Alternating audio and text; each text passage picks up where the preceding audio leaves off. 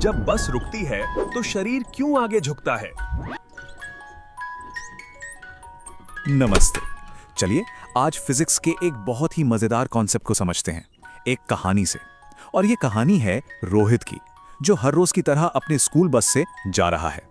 अब होता क्या है कि एक दिन बस अचानक से रुक जाती है और रोहित सीधा आगे की तरफ झुक जाता है। उसके दिमाग में एक बड़ा सिंपल सा सवाल आता है, पर है बड़ा गहरा। वो सोचता है, यार बस तो रुक गई, मैं आगे क्यों गया? ये सवाल सुनने में भले आम लगे, पर इसके पीछे साइंस का एक बहुत बड़ा नियम छिपा है। तो बस यही सवाल उसके दिमाग में घूमता रहता है और पहुंच जाता है उसकी फिजिक्स क्लास तक। अब उसके टीचर ने भी पूरी क्लास से यही पूछा कि भाई बताओ, जब बस अचानक रुकती है तो हम सब आगे की तरफ क्यों झुक जाते हैं?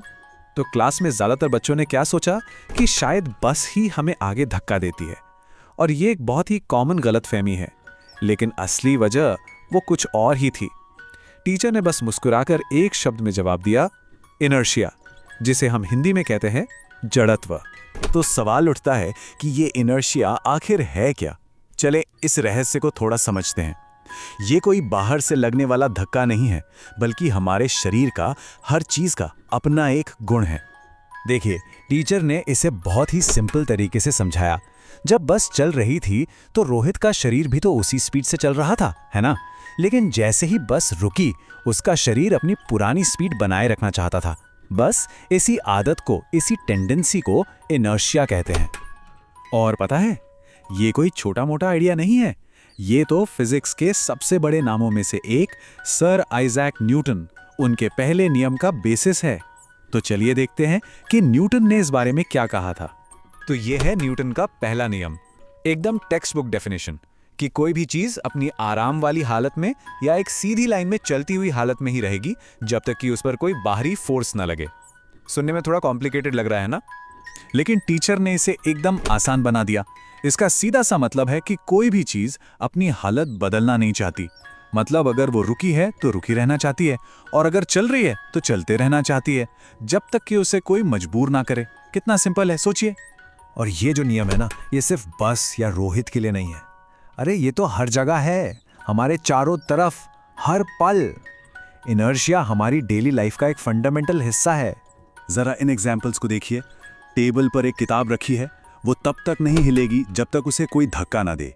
इसे कहते हैं इनर्शिया ऑफ रेस्ट, मतलब रुकी हुई चीज का रुके रहने का गुण।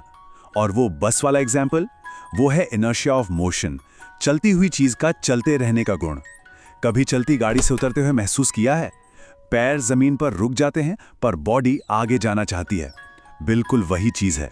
अब जैसे ही रोहित ने इन सारे एग्जाम्पल्स को अपने बस वाले एक्सपीरियंस से जोड़ा ना, उसके दिमाग की पत्ती जल गई। वो आहा मोमेंट आ गया, उससे सब कुछ एकदम क्रिस्टल क्लियर समझ आने लगा। तो आखिर में सबसे जरूरी बात क्या निकल कर आई? रोहित को यह समझ आया कि उसे बस ने आगे नहीं धकेला था।